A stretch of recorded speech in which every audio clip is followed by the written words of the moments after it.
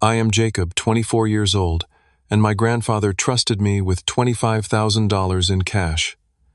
That money was a test of my responsibility, hidden carefully in my closet. Then one day my father found it. Instead of asking me about it, he spent every dollar on my sister Allison's wedding.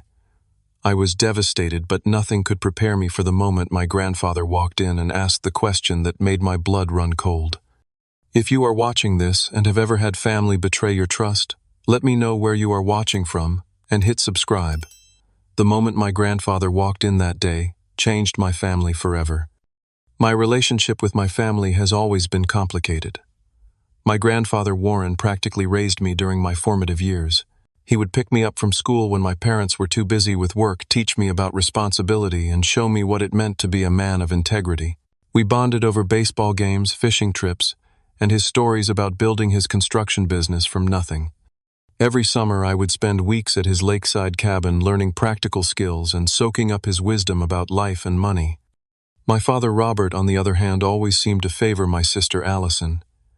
It was never anything obvious enough to complain about without sounding petty, but the pattern was clear over the years. When Allison needed a car for college, Dad bought her a brand new Honda. When I needed one 2 years later, I got a used Ford with over 100,000 miles on it. When Allison wanted to study abroad in Paris, my parents found the money. When I wanted to attend a summer program in Boston, I was told to save up myself. These small inequities accumulated over the years into a mountain of resentment that I tried my best to bury.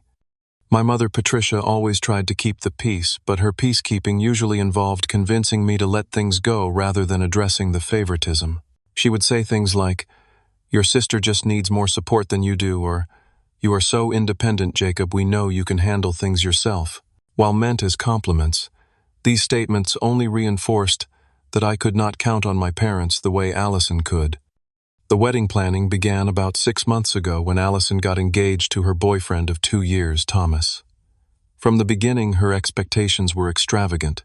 She wanted a destination wedding at a vineyard, a designer dress, gourmet catering, and professional everything. My parents initially tried to gently suggest more affordable options, but Allison would tear up and talk about how she had dreamed of this day her entire life.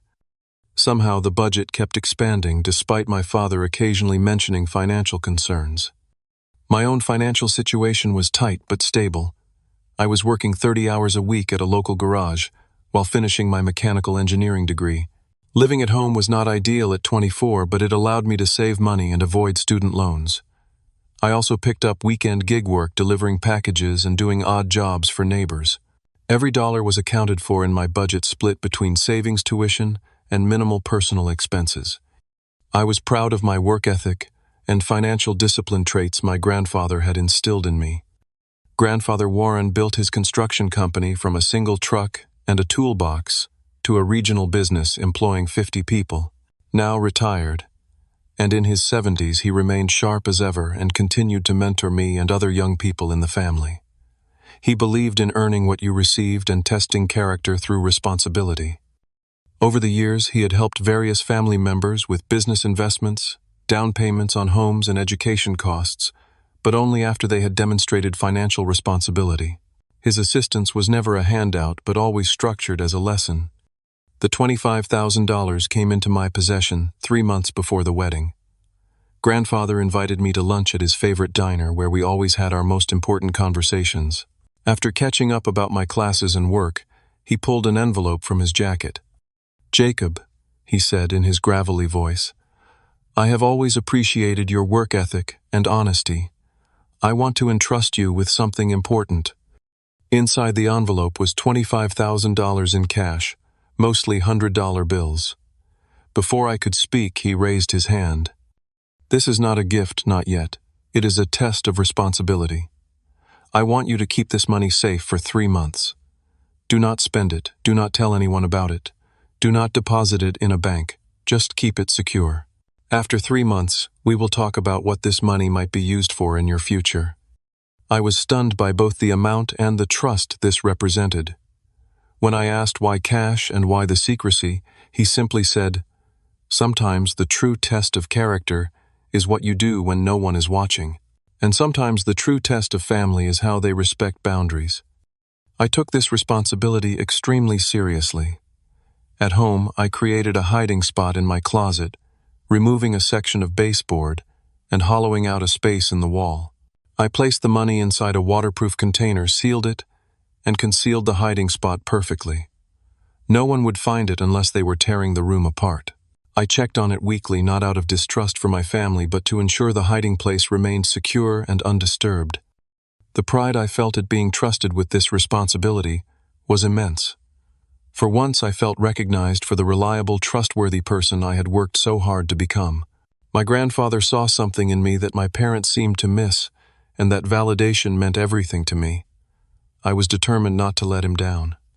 Every Sunday morning, while my family was at church, I would perform my ritual of checking on the money. I would carefully remove the baseboard, extract the container, count the cash to ensure it was all there, and then return everything exactly as it had been. This routine gave me a sense of security and accomplishment. 3 months seemed like a long time, but I was already halfway through the waiting period without incident. Then came the day that changed everything.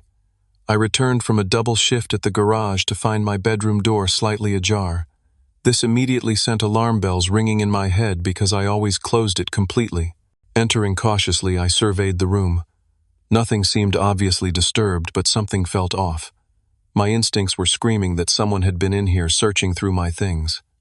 With my heart pounding, I went straight to the closet.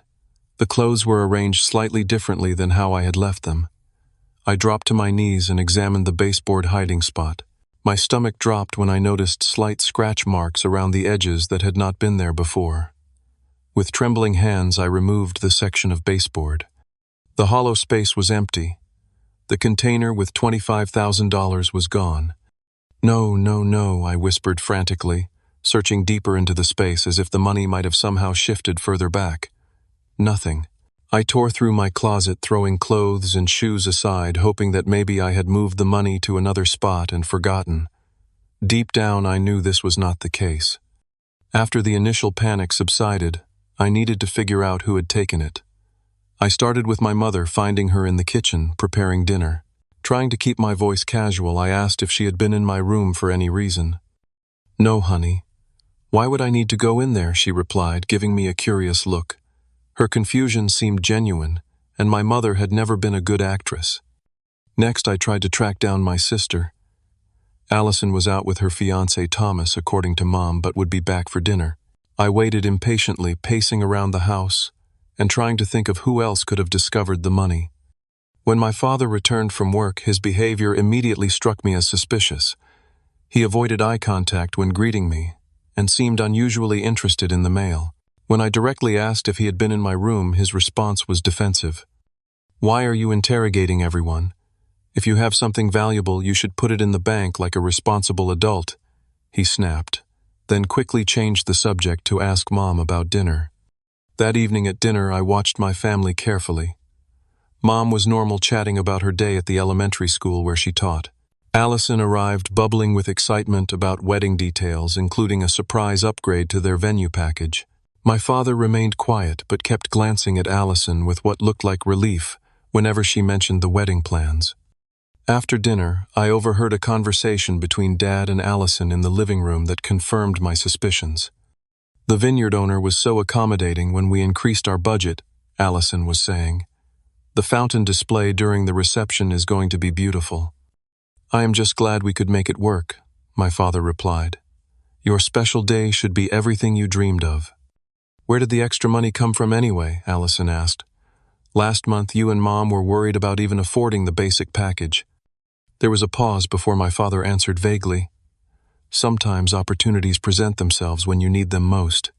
Do not worry about it, Princess." The next day I found wedding vendor receipts in the trash. The dates on them were recent, and the amounts were substantial.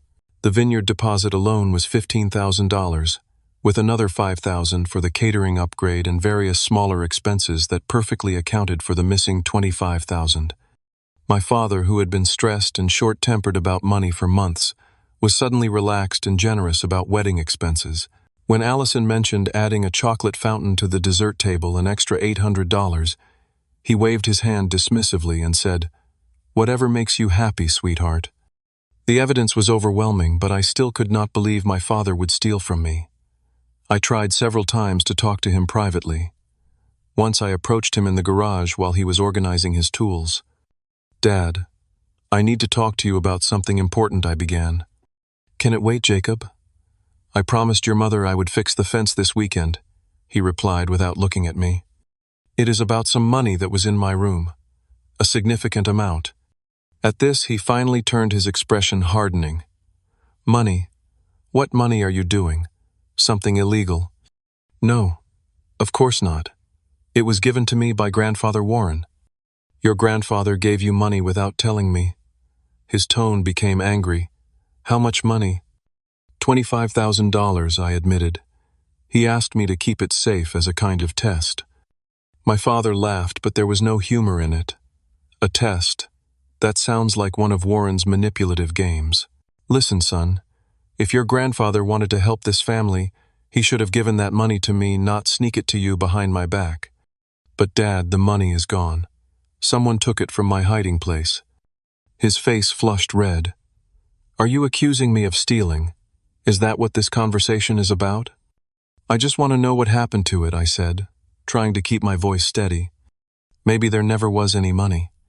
Maybe you spent it yourself, and now you are trying to blame someone else. Or maybe your grandfather never gave it to you in the first place," he said, turning back to his tools. "This conversation is over." Each attempt at confrontation ended similarly, with deflection, denial, or outright hostility. The betrayal cut deep, not just because of the money itself, but because of what it represented. My father had invaded my privacy, stolen something entrusted to me, and then gaslit me when confronted. The man who should have been teaching me about integrity was demonstrating its opposite. As the wedding date approached, my anxiety grew. Grandfather Warren would be returning from his extended vacation in Arizona just in time for the ceremony. The 3-month period would be up, and he would expect me to have kept my promise. How could I explain that I had failed his test so completely? In the weeks leading up to the wedding, I watched in silent horror as my sister's celebration transformed from an already expensive affair into something truly extravagant. The original venue, a local country club, was suddenly not quite right, and Allison announced they had secured Pine Ridge Vineyard instead, a picturesque estate that typically hosted celebrities and wealthy executives. The upgrade cost an additional $12,000, almost half of the stolen money right there. The catering changed from a respected local company to a renowned chef who specialized in farm-to-table cuisine with wine pairings for each course. The floral arrangements expanded from simple elegance to elaborate displays, featuring out-of-season blooms imported from South America. Allison selected a designer dress that cost $5,000, replacing the one she had initially chosen for $2,000. My father nodded approvingly at each escalation, his previous concerns about cost conspicuously absent. I attempted to reason with my sister one afternoon while she was addressing invitations at the dining room table. "Allison, can I ask you something about the wedding?" I said, taking a seat across from her. "Sure, but make it quick. I have 50 more of these to finish today," she replied without looking up. "All these upgrades and changes, they seem really sudden. Where is the money coming from?" This got her attention. She put down her pen and looked at me curiously. "Dad said he found some extra money. Why do you care? Are you jealous or something?" "I am not jealous," I said carefully. "I am concerned. Until very recently, Dad was stressed about affording even the basics for your wedding. Now suddenly money is no object." Allison rolled her eyes. "Maybe he got a bonus at work. Maybe he took out a loan. Maybe Grandpa Warren helped out. Why are you trying to ruin this for me? This is supposed to be the happiest time of my life." "Did Dad specifically say Grandpa Warren gave him money for the wedding?" I pressed. "No, but it would make sense. Grandpa loves me too, you know. The world does not revolve around you and your special relationship with him." She picked up her pen again, signaling the end of our conversation. My mother was equally unhelpful. When I cornered her in the laundry room and expressed my concerns, she became visibly uncomfortable. "Jacob, honey, finances are complicated. Your father handles our money, and if he says we can afford these things for your sister, then we can afford them. But Mom, what if the money came from somewhere it should not have? She paused, folding a towel with excessive precision. What exactly are you suggesting? When I explained about the $25,000 grandfather had entrusted to me, her face paled slightly, but she quickly recovered. That sounds like a misunderstanding. Your father would never take something that did not belong to him, especially not from his own son. Perhaps you miscounted, or perhaps you are confused about how much there was to begin with. Despite her words, I could see the doubt in her eyes. She knew my father was capable of justifying almost anything when it came to providing for Allison. Desperate to fix the situation before my grandfather discovered the theft, I took on additional work, picking up every available shift at the garage and finding odd jobs around town. I sold my gaming console, my collection of rare vinyl records, and even my laptop, replacing it with a much cheaper model. I took out a cash advance on my credit card despite the exorbitant interest rate. After 3 weeks of this extreme effort, I had managed to save up just over $6,000. It was impressive, but not nearly enough to replace what had been taken. The mathematics of the situation were implacable. Even if I continued at this pace, I would have at most $8,000 by the wedding day. The remaining $17,000 might as well have been $17 million, for all my ability to replace it in time. The weight of this failure pressed down on me constantly. I had trouble sleeping often, lying awake, calculating and recalculating how much money I could make in the remaining time. I lost weight because food had become tasteless. My performance at work and school began to suffer as my anxiety mounted. Meanwhile, the wedding preparations continued at a frantic pace. Allison was constantly on the phone with vendors, making last-minute adjustments and additions. My father threw himself into tasks like coordinating with the photographer and videographer, arranging transportation for out-of-town guests, and selecting premium spirits for the open bar.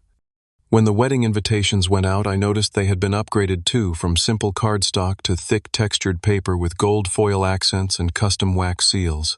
Another unnecessary expense that likely came from my stolen money. The weekend before the wedding, my parents hosted an extravagant rehearsal dinner at an upscale steakhouse. The private room, open bar, and multi-course meal for 30 people must have cost at least $3,000.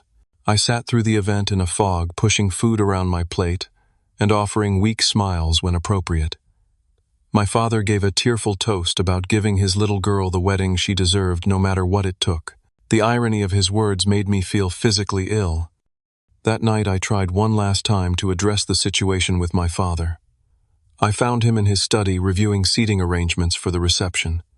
Dad, Grandfather Warren is coming back tomorrow for the wedding, I said without preamble. Yes, I know. He is staying at the Marriott because we do not have room here with all the wedding guests, he replied, not looking up from his papers. He gave me $25,000 to keep safe as a test. The exact amount that mysteriously appeared for Allison's wedding upgrades. My father finally looked at me, his expression a mixture of anger and something else. Fear, perhaps. We have been through this already. I do not know anything about your money. Maybe you should ask yourself if you actually deserve that kind of trust from your grandfather. He is going to ask me about it. I continued, my voice breaking slightly. What am I supposed to tell him? For a moment, something like shame flickered across my father's face, but it was quickly replaced by defiance. Tell him whatever you want. But remember, if you try to cause drama at your sister's wedding with wild accusations, you will be the one who looks bad, not me. As he turned back to his seating charts, I realized this conversation, like all the others, was going nowhere. The wedding was 2 days away, my grandfather would be arriving tomorrow, and I was completely out of options. The morning of the wedding dawned bright and clear, almost mockingly perfect weather for what I knew would be a disaster. I had barely slept, rehearsing over and over what I would say to my grandfather when he inevitably asked about the money. Should I lie to protect my father? Should I tell the truth and potentially ruin my sister's wedding? There seemed to be no good options. Our house was chaotic by 7 a.m., with my mother rushing around organizing last-minute details, while my father loaded supplies into his SUV. Allison had stayed overnight at a hotel with her bridesmaids, following the tradition of the groom not seeing the bride before the wedding. The ceremony was scheduled for 2 p.m. at Pine Ridge Vineyard, with photographs beforehand and the reception immediately following. Jacob, are you ready? My mother called up the stairs. We need to leave for the venue in 30 minutes. I adjusted my tie in the mirror, noting the dark circles under my eyes. My rented tuxedo fit well enough, but I felt like an imposter wearing it. How could I participate in this celebration knowing it was built on theft and deception? As I descended the stairs, my father glanced at me and frowned. You look terrible. Did you sleep at all? Not really, I admitted. Been thinking about a lot of things. Well, pull yourself together. This is your sister's day, and I will not have you bringing everyone down with your mood. Before I could respond, the doorbell rang. My father checked his watch, looking confused. Who could that be? We are not expecting anyone here. My mother opened the door, and I heard her surprised exclamation. Warren, we thought you were meeting us at the venue. My blood ran cold. Grandfather was not supposed to be here yet. I had expected to have a few more hours to prepare myself. Thought I would surprise you, came my grandfather's familiar, gravelly voice. Figured you might need an extra pair of hands this morning. He stepped into the foyer looking exactly as he had 3 months ago when he had entrusted me with the money. Tall and straight despite his 70 years, with a full head of silver hair and piercing blue eyes that missed nothing. He was already dressed in his best suit, a vintage 3-piece that he reserved for the most special occasions. Jacob, my boy, he said warmly, pulling me into a firm embrace. Good to see you. You look like you have been working too hard. Good to see you too, Grandpa. I managed my voice sounding strangled even to my own ears. He kept his arm around my shoulders as he greeted my father with a handshake. Robert, everything ready for the big day? As ready as we will ever be, my father replied with a forced smile. It is going to be quite an event. I bet it will be. Allison always did have expensive taste, Grandfather remarked with just a hint of disapproval in his tone. He had always been more impressed by practicality than extravagance. We moved to the living room where my mother offered coffee and pastries. The conversation remained light, focused on wedding details and family members who would be attending. I sat rigidly on the edge of the sofa waiting for the inevitable question. My father seemed equally tense, checking his phone repeatedly and mentioning the time every few minutes. Finally, as we were about to leave for the venue, Grandfather turned to me with a smile. Almost forgot the real reason I wanted to stop by early. It has been 3 months, Jacob. Son, where is the money I gave you to keep safe? The room went silent. My mother looked confused, glancing between me and my grandfather. My father, who had been checking his watch again, froze, his face draining of color. I opened my mouth, but no words came out. The moment I had dreaded was here, and I was paralyzed. Jacob, Grandfather prompted, his smile fading as he sensed something was wrong. The $25,000. Our arrangement.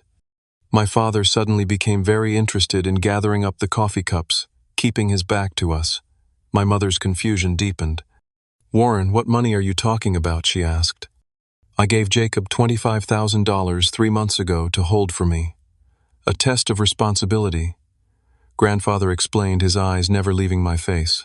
Today is when we discuss what happens with it next. The silence stretched painfully until I finally found my voice. Grandpa, the money. It is gone. Gone, he repeated, his bushy eyebrows drawing together. What do you mean, gone? Someone took it from my hiding place, I said, my voice barely above a whisper. Grandfather's expression hardened. Who took it, Jacob? I could not bring myself to directly accuse my father. Instead, I said, it disappeared about a month ago, right around the time the wedding budget suddenly expanded. All eyes turned to my father, who had gone completely still facing away from us. Slowly, he turned around, his face ashen. Robert, Grandfather's voice was dangerously quiet. Do you know something about this? My father swallowed hard, then attempted a dismissive laugh that came out more like a cough. This is ridiculous. We need to get to the venue. We can discuss this later. We will discuss it now, Grandfather said firmly. Did you take money from Jacob's room? After a moment of tense silence, my father's posture changed defiance, replacing his initial shock. Yes, I found the money, but I was going to pay it back. It was just borrowing, not stealing. Robert, my mother gasped. What was I supposed to do, my father continued, his voice rising.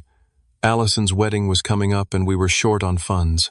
Then I find out my father gave my son $25,000 in secret money that could have helped our whole family.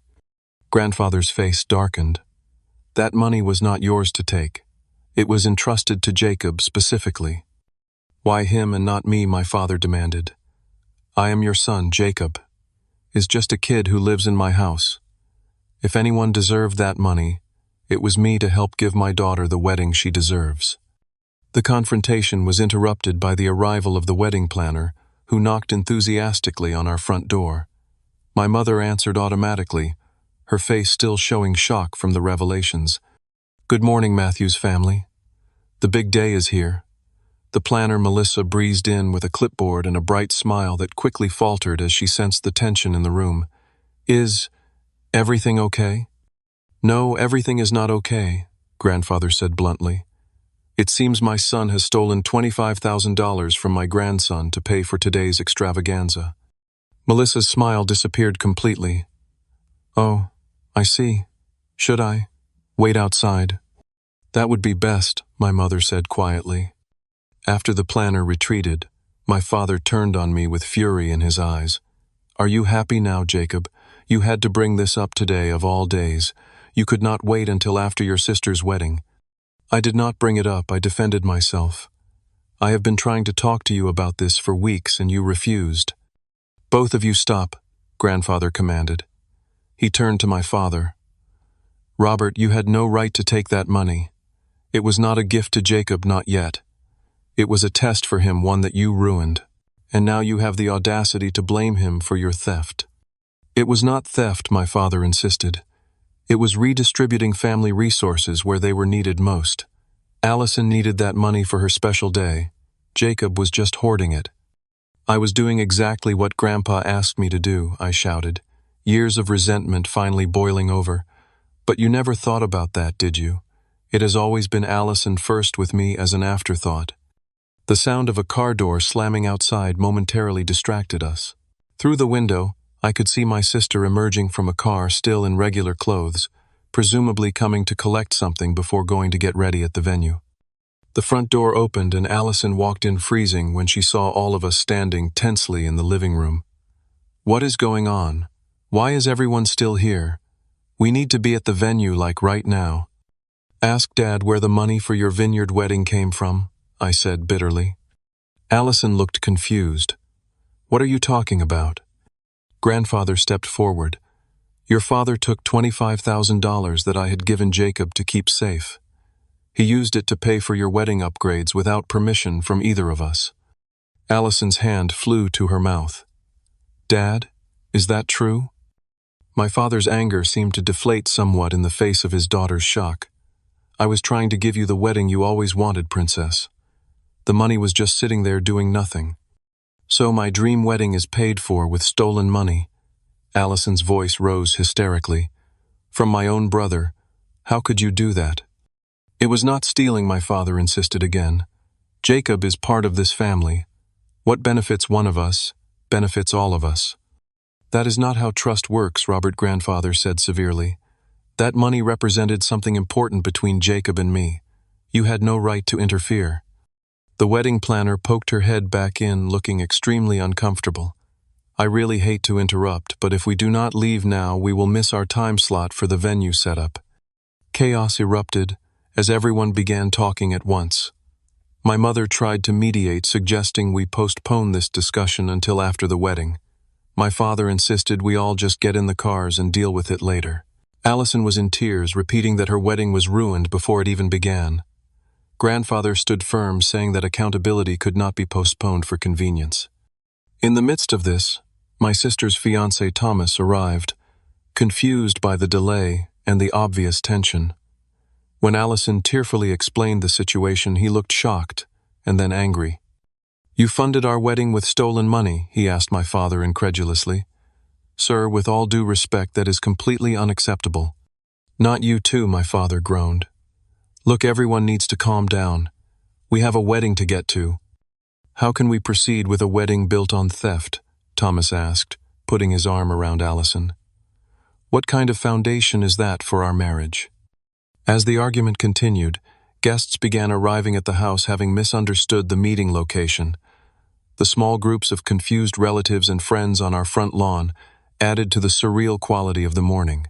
What should have been a joyous occasion had devolved into a family reckoning that none of us were prepared for. Against all odds, and after much heated discussion, the wedding did proceed that day, though in a form much altered from the original plan. Grandfather Warren, always practical, even in his anger, recognized that hundreds of guests were already en route and thousands of dollars in non-refundable deposits had been paid. He proposed a compromise: the ceremony would go forward, but he would publicly announce that he was retroactively funding the wedding as a gift to the couple, legitimizing the source of the money. The solution was imperfect, but it allowed the day to continue without completely destroying my sister's special moment. Grandfather made it clear, however, that this solution came with the condition that my father would work to repay him every dollar over the next year. The ceremony itself was beautiful but subdued. The vineyard setting, with its rolling hills and flowering vines, provided a picturesque backdrop that almost made you forget the morning's revelations. Almost. The tension was palpable beneath the surface, as family members performed their roles mechanically, smiles not quite reaching their eyes. I stood at the altar as one of the groomsmen, watching my sister and Thomas exchange vows about honesty and trust that now seemed tragically ironic. My father walked Allison down the aisle with a stiff smile, avoiding eye contact with grandfather, who sat stoically in the front row. My mother dabbed at tears that I suspected were not entirely happy ones. The reception that followed was equally strained. The lavish decorations, gourmet food, and premium open bar that had cost so much more than originally planned now seemed tainted. Guests who were unaware of the morning's drama commented on how beautiful everything was, unknowingly twisting the knife with each compliment. Allison and Thomas left the reception early, around 9 p.m., instead of the planned midnight conclusion. They thanked everyone for coming, made excuses about their early flight for their honeymoon, and slipped away. I noticed they barely spoke to our father before departing. With the bride and groom gone, the remaining guests began to leave in greater numbers. By 10:30, only immediate family and a few close friends remained, picking at leftover cake and making awkward small talk. My father had retreated to a corner table with a glass of scotch, while my mother moved between groups, trying desperately to maintain some semblance of festivity. Grandfather found me sitting alone on the vineyard's terrace, staring out at the illuminated grapevines. "Mind if I join you?" he asked, lowering himself onto the bench beside me. "Of course not," I replied, making room for him. We sat in silence for a few minutes, listening to the muted music still playing inside. "I am sorry, Grandpa," I finally said. "I failed your test. I should have found a better hiding place or told you when I first suspected the money was gone." He turned to face me, surprise evident in his expression. "Jacob, you did not fail anything. This was not your fault. But I was responsible for keeping the money safe. That was the whole point, right?" Grandfather sighed deeply. "The point was to see if you could be trusted with responsibility, and you proved that you could. You did everything right. What happened was not a failure on your part, but a betrayal by someone who should have respected boundaries." "You are not disappointed in me?" I asked, hardly daring to believe it. "Not in the slightest," he assured me, placing a hand on my shoulder. "If anything, I am more impressed with you now than before. You tried to make it right, tried to earn back the money, tried to address the situation directly with your father. Those actions show character." Relief washed over me, followed quickly by confusion. Then, why the test at all? What was the point of the $25,000? Grandfather looked thoughtful. "The money was a test, yes, but not just for you. It was a test for your entire family, though they did not know it. I wanted to see how they would respect something entrusted to you specifically." "That seems a bit manipulative," I said hesitantly. He chuckled. "Perhaps it was, but I've been around long enough to know that people do not always show their true colors in everyday situations. Sometimes you need to create circumstances that reveal character." "And my father failed the test," I said quietly. "Your father made a serious mistake," Grandfather corrected. "But people can learn from their mistakes if they are willing to face them honestly." Inside the reception hall, I could see my mother trying to convince my father to leave. He seemed resistant, gesturing toward us on the terrace with his drink. "What happens now?" I asked. "That depends on a lot of things," grandfather replied. "Mainly on whether your father is willing to make amends not just financially, but by acknowledging the damage he has done to trust within this family." The following weeks were incredibly difficult. My father avoided being home as much as possible, leaving early for work and returning late. When he was home, he was distant and defensive. My mother tried desperately to mediate, suggesting family dinners that inevitably devolved into tense silence or passive-aggressive comments. Allison and Thomas returned from their honeymoon 2 weeks after the wedding. Rather than the glowing, relaxed newlyweds we expected, they seemed stressed and subdued. Allison called me the day after they got back, asking to meet for coffee without our parents. At the cafe, she fidgeted with her new wedding ring, avoiding my eyes. "I wanted to apologize," she finally said. "I had no idea about the money." "I know you did not," I assured her. "Still, I feel horrible. My wedding was paid for with money stolen from you.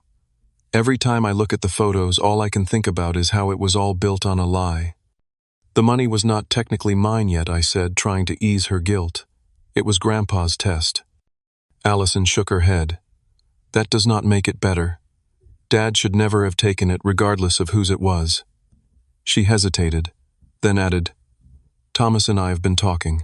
We are thinking of paying back our portion of the money, at least what was spent on the wedding." I was surprised by this offer. "You do not have to do that.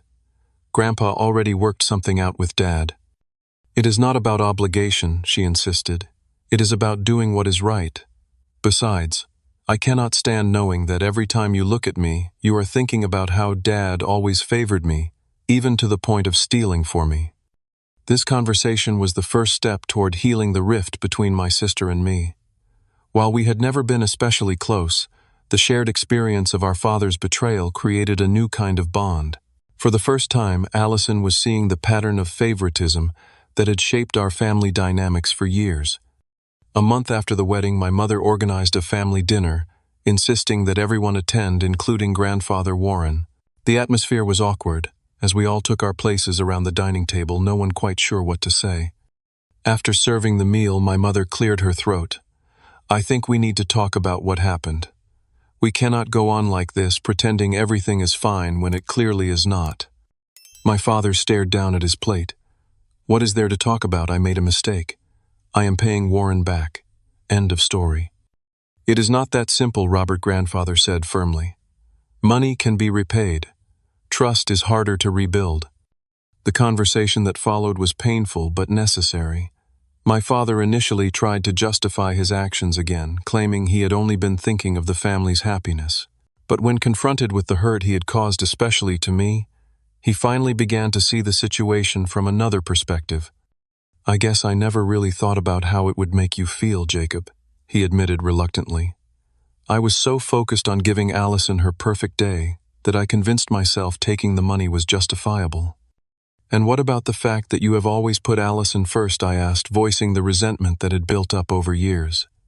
This was just the most extreme example of a pattern that has existed my entire life. My father looked genuinely surprised. "That is not true. I love both of you equally." "Your actions have not shown that," my mother said quietly. "I have seen it too, Robert. Little inequities, different standards, different levels of support. I should have said something years ago." As difficult as it was, that dinner marked the beginning of a long process of family reconciliation. My father's initial apology was incomplete and somewhat defensive, but it was a start. There would be many more conversations, some productive, and others frustrating, as we all worked to rebuild what had been broken. The real turning point came unexpectedly about 2 months after the wedding. I was working late at the garage when my father showed up, looking uncomfortable but determined. "Do you have a minute to talk?" he asked, hanging back by the entrance. I wiped my hands on a shop towel and nodded. "Sure. Let me tell my boss I am taking a break." We walked outside to the small picnic table where employees usually ate lunch. The autumn evening was cool, the sun already setting behind the buildings across the street. I have been doing a lot of thinking, my father began awkwardly, and I owe you a real apology. Not the half-hearted ones I have been giving, but a genuine acknowledgement of how wrong I was. I remained silent, waiting for him to continue. Taking that money was inexcusable. I violated your privacy, betrayed your trust, and then tried to justify it, instead of admitting I was wrong. He took a deep breath. But worse than that, I have been thinking about what you and your mother said about favoring Allison. At first I wanted to deny it, but the more I reflected on the past, the more examples I could see. This level of self-awareness was new for my father. I had never heard him speak so honestly about his own shortcomings. Why do you think you did that? I asked, not accusingly but genuinely curious. He thought for a moment. Allison was always more. I do not know demonstrative about her needs. She would cry or get upset, and I would rush to fix whatever was wrong. You were always so self-sufficient, even as a little kid. I think I mistook your independence for not needing me as much. I did need you, Dad, I said quietly. I just learned not to show it because the response was never the same as when Allison asked for something. He winced at this truth. I see that now, and I am so sorry, Jacob. I failed you as a father in many ways. What made you come to this realization? I asked. Your grandfather, actually. He has been meeting with me weekly, supposedly to discuss the repayment plan, but really to make me face what I did. He can be pretty relentless when he wants to be. My father smiled slightly. He made me see that this was not just about the money, but about respect, trust, and treating my children equally.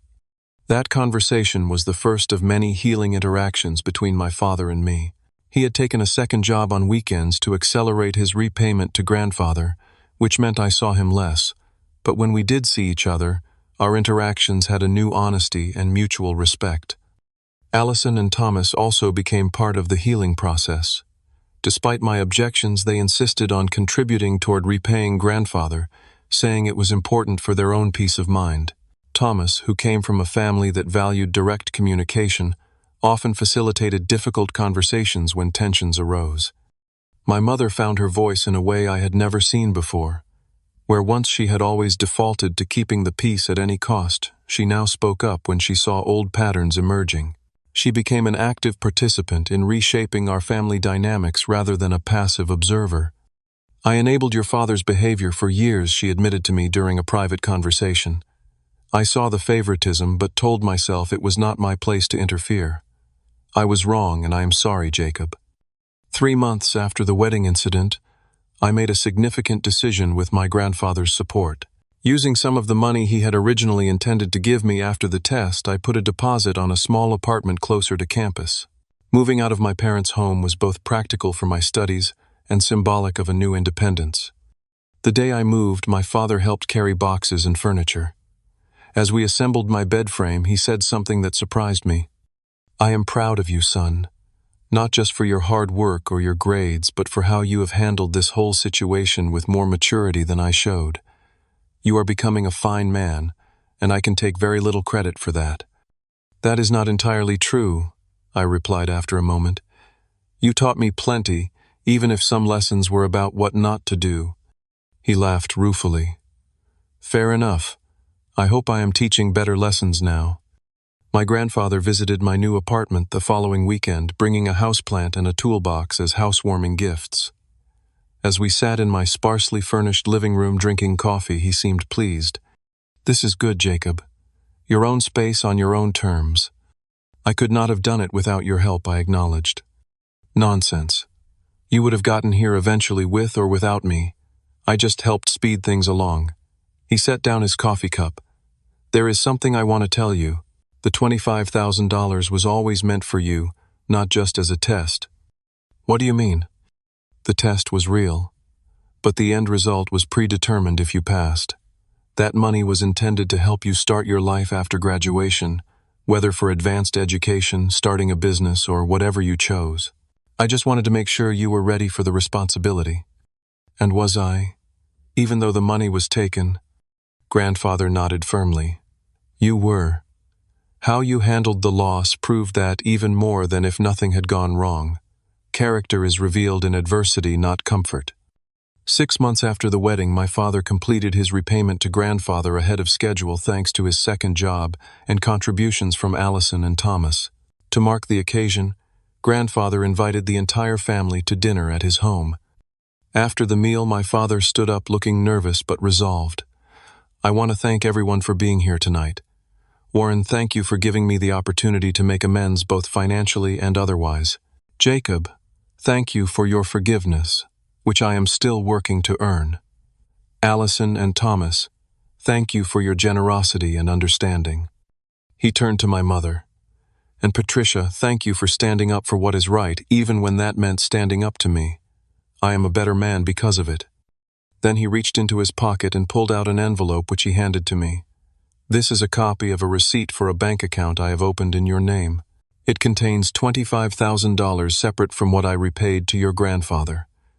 This represents my commitment to treating my children equally and acknowledging the special milestone of your upcoming graduation." I was speechless, not just because of the money, but because of what it represented. My father had truly understood the deeper issues at play and was taking concrete steps to address them. "Thank you, Dad," I said, simply unable to find more eloquent words in the moment. "You do not need to thank me for what should have been yours all along," he replied. "Just know that I am trying to be better to be the father you deserve." As we left grandfather's house that evening, I realized that something fundamental had shifted in our family. The painful revelation at the wedding had forced us to confront long-standing issues that might otherwise have festered indefinitely. While the process had been difficult, the result was a family dynamic built on greater honesty, respect, and equality. 1 year after the wedding incident that had so dramatically altered our family, we gathered at my apartment to celebrate my college graduation. I had completed my mechanical engineering degree with honors and had already accepted a position with a respected firm in the city. The changes in our family were subtle but significant. My father, true to his word, had worked hard to rebuild trust and treat his children equally. He still occasionally slipped into old patterns, but now recognized and corrected himself, often with gentle reminders from my mother. Their relationship had evolved too, becoming more balanced as my mother continued to assert herself rather than simply keeping the peace. Allison and Thomas had settled into married life and were expecting their first child. My relationship with my sister had deepened considerably. Where once we had been distant, connected only by family obligation, we now had regular sibling dinners and genuinely enjoyed each other's company. "It is strange," Allison remarked during one such dinner. "If Dad had never taken that money, we might never have addressed all these issues. We would have just continued with the same dysfunctional patterns indefinitely." "Sometimes it takes a crisis to force change," Thomas added, "though I would have preferred a less dramatic one for our wedding day." My own healing journey had been complex. The initial pain and betrayal had cut deep, affecting my ability to trust not just my father but others in my life. For several months I found myself constantly checking and rechecking things, afraid of being taken advantage of again. With encouragement from grandfather, I had started seeing a therapist who specialized in family dynamics and trust issues. Dr. Laurel helped me process my feelings of betrayal without allowing them to define my future relationships. She introduced me to techniques for setting healthy boundaries while still remaining open to connection. "Trust is not an all-or-nothing proposition," she had explained in one particularly insightful session. "You can trust people in some areas while being cautious in others. The goal is not blind trust, but informed trust." Grandfather Warren had played a crucial role in everyone's healing process. His wisdom and steady presence provided an anchor when emotions threatened to overwhelm us. He never shied away from difficult conversations, but always approached them with compassion rather than judgment. During a fishing trip, 6 months after the incident, he shared something that changed my perspective significantly. "You know, Jacob, your father made a serious mistake, but in some ways he was set up to fail." "What do you mean?" I asked, surprised by this take. I raised him with very rigid ideas about a father's role as provider and protector. In his mind, ensuring Allison had her dream wedding was fulfilling that role.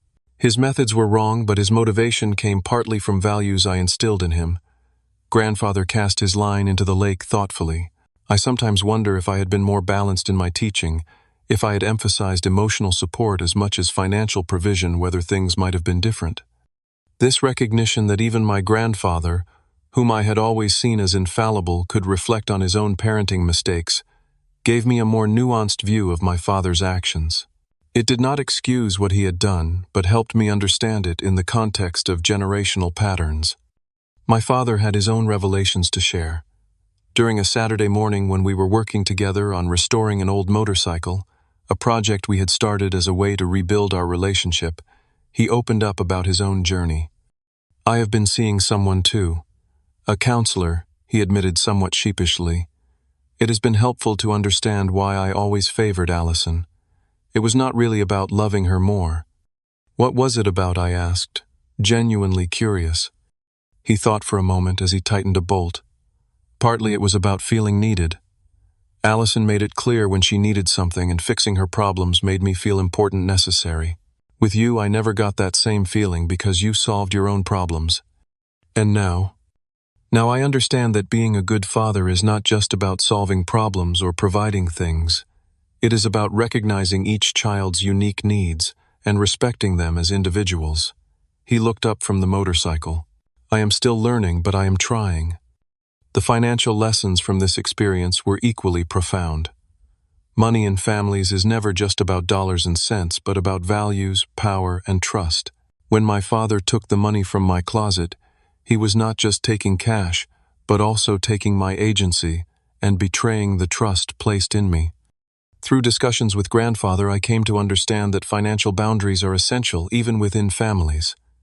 Being related to someone does not grant automatic access to their resources. Each family member deserves financial autonomy, appropriate to their age and situation. As our graduation celebration wound down with plates of half-eaten cake scattered around my living room and family members engaged in comfortable conversation, grandfather pulled me aside onto my small balcony. "I am proud of you, Jacob," he said simply. "Not just for your degree or your new job, but for how you have handled this past year. You found a way to forgive without forgetting to rebuild relationships, without sacrificing your self-respect." "I had a good teacher," I replied, bumping his shoulder lightly with mine. He smiled. "We all did. Sometimes life teaches the hardest but most valuable lessons." Looking through the sliding glass door at my family, I realized that while the betrayal had been painful, the growth that came from it was priceless. My father was more self-aware and equitable. My mother was more assertive. My sister was more considerate. And I was more confident in my boundaries while still being open to connection. The $25,000 that had caused so much trouble was long since repaid, but its true value had been in the painful but necessary family transformation it initiated. Trust once broken could indeed be rebuilt, but the new structure would always bear the marks of having been repaired. Those marks were not weaknesses, but reminders of the work and commitment required to maintain healthy relationships. As we move forward as a family, we do so with greater awareness of our patterns and pitfalls. We communicate more directly, address issues before they fester, and respect each other's boundaries. The wedding day crisis that I once thought would destroy us ultimately strengthened us in ways I could never have anticipated.